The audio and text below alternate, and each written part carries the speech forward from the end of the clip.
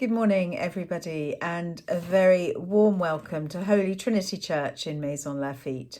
And this is the sermon for the fourth Sunday after Trinity. The readings for today are taken from 1 Samuel chapter 17, reading from verse 57 through to chapter 18, verse 16. And then from Paul's second letter to the Corinthians, reading from chapter 6, verses 1 to 13, and then from Mark's Gospel, chapter 4, reading from verses 35 to the end. And please do just go and have a read of that scripture. Maybe pray about it and ask God, what are you saying to me today, Lord, through these scriptures?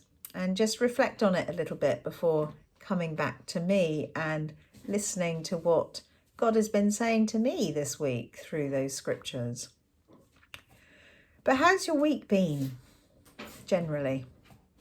Has it been restful or has it been stressful? Has it been full of hope and joy or full of challenges? Or maybe a mixture of both? I'm going to warn you straight off that I'm going to be talking about lament today.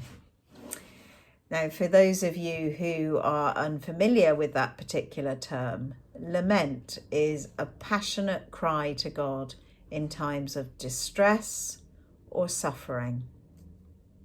Oh my, some of you are thinking, that sounds really cheery and uplifting, Charlotte. Thank you very much. But we don't often teach about lament, except perhaps on Good Friday, when we all reflect on that time of desolation as Jesus hangs on the cross and quotes Psalm 22, crying out, my God, why have you forsaken me?" And when I was preparing this sermon, I was thinking to myself, yes, I can think of several times during the last week alone when I have lamented to God. And then it was like this little voice inside my head said to me, no, that wasn't a lament. That was just simply a complaint. And there is a really distinct difference. Unlike mere complaining to God about your situation, think of lament as a form of spontaneous prayer. It's really authentic. It's really heartfelt. And it acknowledges our pain and then directs it to God, seeking his presence and his comfort. Now, our readings this morning show different sides of lament and highlighting actually just how important it is in our faith, our relationship with God, and even our relationship with each other. Our first reading from 1 Samuel shows what happens after David's victory over Goliath. David's success makes him really popular with all the people, and actually with King Saul to start with. But soon Saul is overcome with jealousy and fear. And Saul laments his perceived loss and status and power. But his lament is inward focused, leading to destructive behaviour.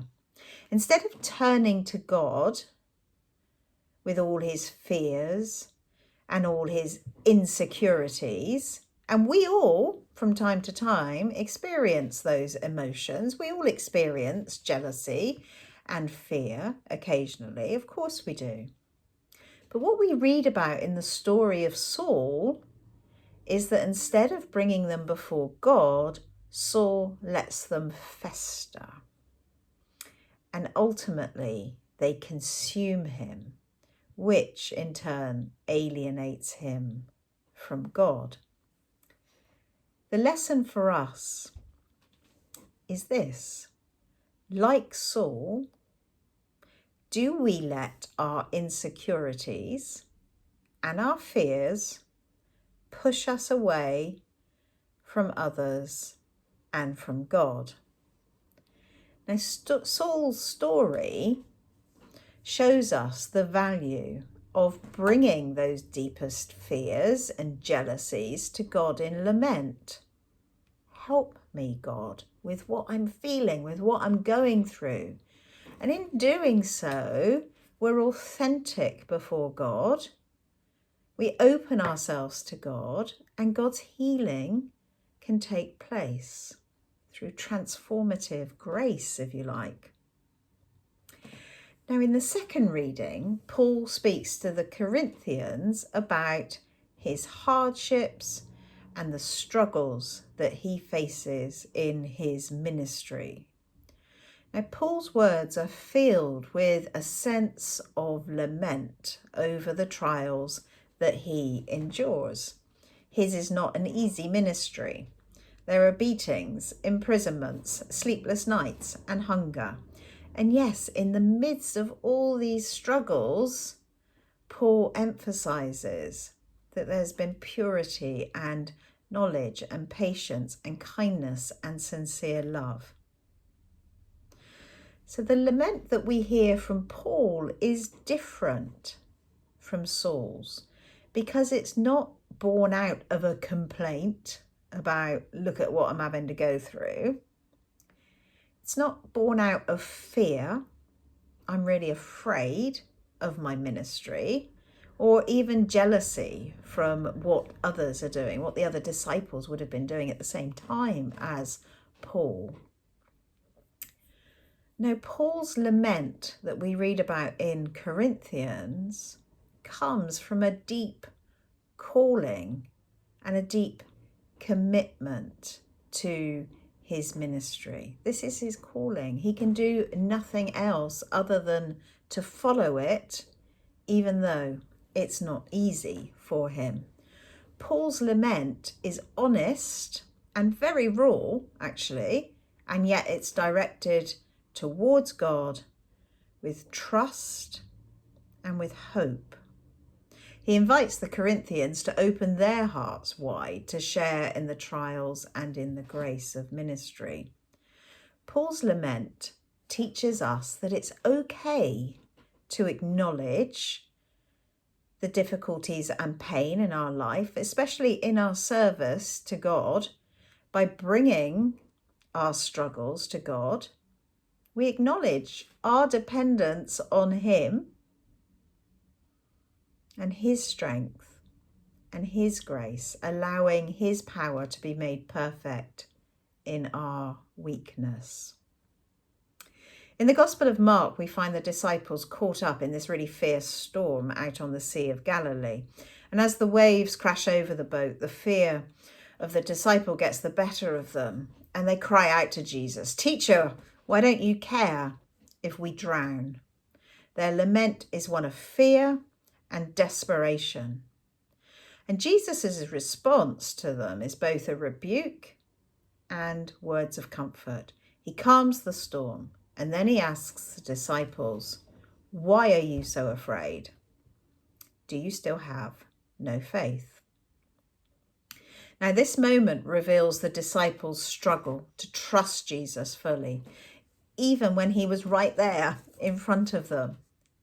The disciples' lament reminds us that it's natural to feel afraid, but it also challenges us to trust in Jesus' presence and power.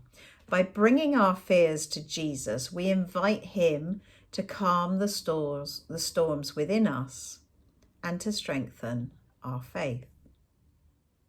Perhaps we are gripped by fear in our lives just now. But there's no need for guilt in any of this, because there are many life storms, and they can often do that to us. They can make us feel powerless. That's our reality. And actually, the disciples encourage us to talk with Jesus in an amazingly simple way. Wake him up, shout. He won't mind. Pour it out to him, whatever your big ask, your big question might be. Listen for his words. Listen to him saying, peace, be still. Dare to invite him or to re-invite him to speak into the storm that you are living through.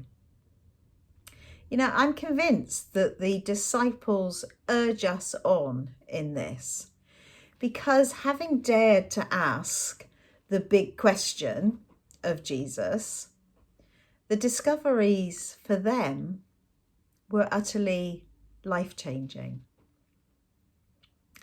So to conclude, lament is a crucial part of our faith journey, whether it's expressing fear and jealousy, navigating our work challenges, or seeking help during life's storms.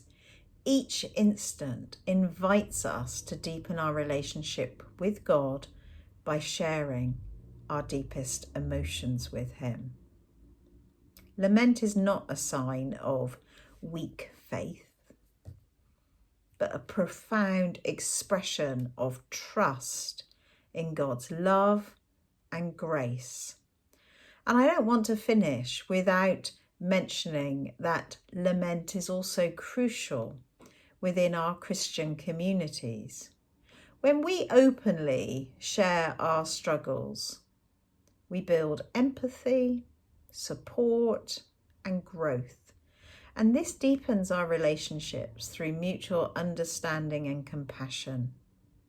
It reminds us that we face challenges together, lifting each other up in prayer and in solidarity. That's some good news for the week ahead.